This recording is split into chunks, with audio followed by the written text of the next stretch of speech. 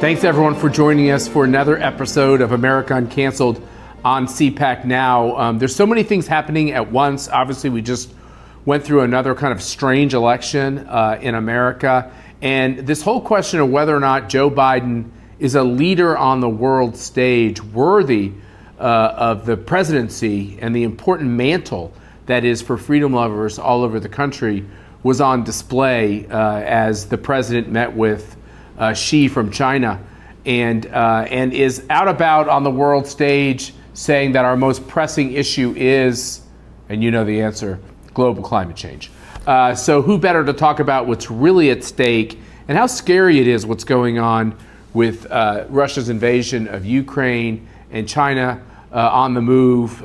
People keep talking about Taiwan. I hate even talking about it, but we got to face facts. Gordon Chang, one of our great board members here at CPAC. You can follow Gordon at Gordon G. Chang on Twitter and I'm sure other social media platforms. Gordon is the go-to guy to understand what's going on with the regime in Beijing.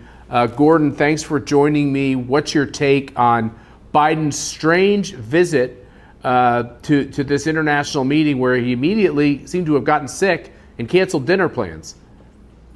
Yes, that is very disturbing. And it occurs at a time when there was a missile attack on Poland. 2 people have been killed. U.S. intelligence, at least according to the early reports, suspected it was Russia. I can't see who else it could have been. Poland is a NATO member, which means that there very well was a Russian attack on NATO. And right now, we need strong American leadership, because if we don't have it, Matt, we could easily see conflict spread across Eastern Europe and throughout the Eurasian landmass. So this is a moment of potentially grave danger for everyone. Look, I don't know what adjectives you use to describe your philosophical approach. I definitely call you a China hawk, but there's a lot of people who are China hawks and who are fearful of China on the rise, who also don't want to somehow get triggered into America stepping into yet another European conflict. So a NATO country gets hit. This is very dangerous as far as what America must do. You say it has to respond, but there's a lot of gradations, right, into what a response could be. Is that correct? Well, there are. And I believe that our response cannot be incremental, because if it is incremental, China will see a failure of Western resolve. And then it'll feel emboldened to move against its neighbors, Taiwan, Japan, the Philippines, maybe even push deeper into Indian-controlled territory. So I can understand the concerns about escalation, but the problem has been not that we have been too strong and therefore have triggered conflict. I think it's the opposite, especially with Biden's failure in Afghanistan. That emboldened Putin to attack Ukraine in February. And God knows what the Chinese are thinking right now. But this is one of these times when war can spread. And just to give you an example, we had a renewal of hostilities between Azerbaijan and Armenia.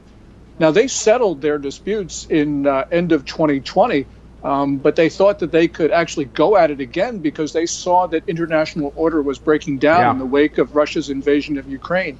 We don't pay attention to that, of course, but the point is, countries around the world are, and it really looks quite serious. And we've always had this idea of a two-front war, right? So like when a great power like America is so focused on one area of the globe, it's easy for someone to engage in pernicious activity in another area of the globe. And this is why I think people like you are ringing the bell on what China could be up to, because the Western world is a bit distracted.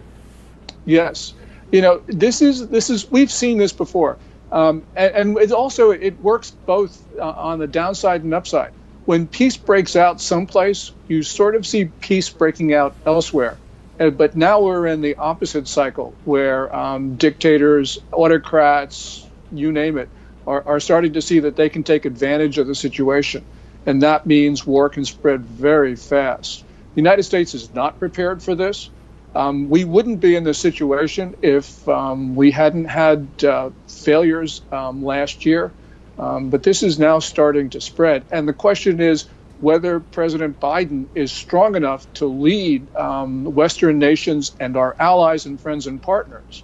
And there is great concern that he isn't. I just hope that he is, because if not, we're in for the worst of possible outcomes.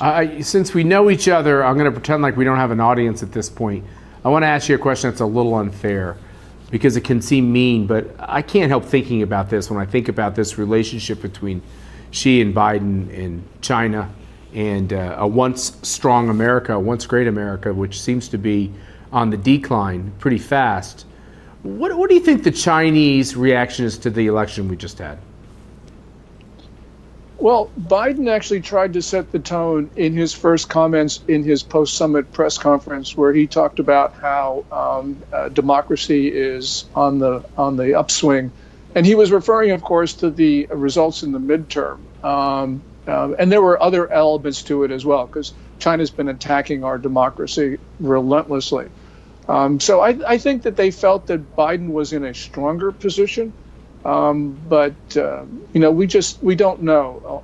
The one thing we know, Matt, and that is, regardless of the crisis or the events of the moment, China believes that the United States is in terminal decline. It is Xi Jinping, the current ruler, but it's also others in Beijing as well. Now, I think they're wrong for a lot of reasons, but nonetheless, that's the perception, and that's the way they act. And they see Biden as not being able to stop them. So this is one of those moments where the Chinese think they can do what they want. I just wonder if it's as simple as the Republican Party is more hardline when it comes to certainly the military aspects of the regime in China. I think sometimes the Republican Party has been very soft in terms of colluding with them on economic questions. But the Democratic Party just seems to not get this fight. Have I got that wrong? Or are you seeing a little more steeliness from the Biden administration through trade sanctions and such? Well, the Biden administration did something really great a couple of weeks ago, and that was the semiconductor ban. Yeah. But this is something that it should have done earlier, and it should not have issued waivers, because they issued waivers to South Korea and Taiwan, which could swallow the rule. But there are other things, though, that Biden has done, which has really opened the door to Chinese bad conduct. So, for instance, President Trump, in one of the last things he did was he banned TikTok, the Chinese-owned video sharing site, which China's been using to surveil Americans and to propagate Chinese narratives. And Biden reversed that. And remember, on the first day in office, Biden issued an executive order which repealed President Trump's ban on the importation into the U.S. of electrical equipment from China. Trump was trying to protect the U.S. grid from Chinese sabotage. Biden inexplicably just repealed that ban. Yeah. So, China's gotten a lot of gifts from the Biden administration. I mean, it hasn't been 100% bad, but considering where we are, Biden has not protected the United States. You talked about how China is trying to divide us, to weaken our democracy. We have all this question on voting. Some people think that it's a problem to have computerized voting. I don't really know what's up or down there, but you do have this kind of like crazy process where the left seems to just have a torrent of funds, which is inexplicable. You have big donors that we know of, so it's easier to track at least some of that money, but all these small donations just pouring in through ActBlue and other online organizations, $20 at a time, $100 at a time, too small to trigger registration. Do you ever think that we could have foreign powers just like spending money like crazy to divide us here? Is that an issue, or am I getting paranoid? It should be an issue because there are indications, Matt, that China did have people with small donations around the world that went into ActBlue. And so China's been doing this. And of course, the Biden administration has not investigated this. But there are credible reports that Beijing did have a global campaign to fund ActBlue. And all that money goes to Democrats. So, Gordon, I would like to invite you to write a couple letters. Maybe I could sign them with you to these incoming chairmen, Jim Jordan of Judiciary, Jim Comer of Government Oversight. I think it's about time we started asking for some documents and asking some questions. Well, absolutely. Matt, we know that the Chinese bot network has been promoting the notion of civil war and trying to divide Americans. We know that in the 2020 election, China was very active supporting Biden over Bernie Sanders in the Democratic Party primaries, and of course, Biden over Trump in the general election. We have seen China foment violence on American streets. They did that in 2020. They're doing that now. This influence has been pervasive. It's been relentless. And unfortunately, at times, it's actually been quite effective. Gordon, you and your great wife, Lydia, we've traveled the world going to CPAC events. Mercy and I are heading to Mexico City later this week. And then in just a few weeks, we'll all be heading to Tokyo for another great CPAC Japan. In the context of everything you're bringing up with what's going on in China, you actually talked about the neighbors there having to be awfully concerned about Chinese military operations. What would be your message to the people of Japan at this difficult time? My message to Japan, you got to remember, is that China was trying to break apart the archipelago. Yeah. It's trying to separate and take and seize the Senkakus. It's fomenting discontent in Okinawa, which is part of Japan.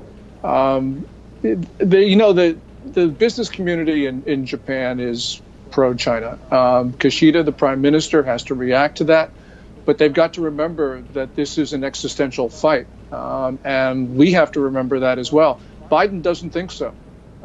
In his press conference after his meeting with Xi Jinping on Monday, he said, well, we want to avoid a Cold War.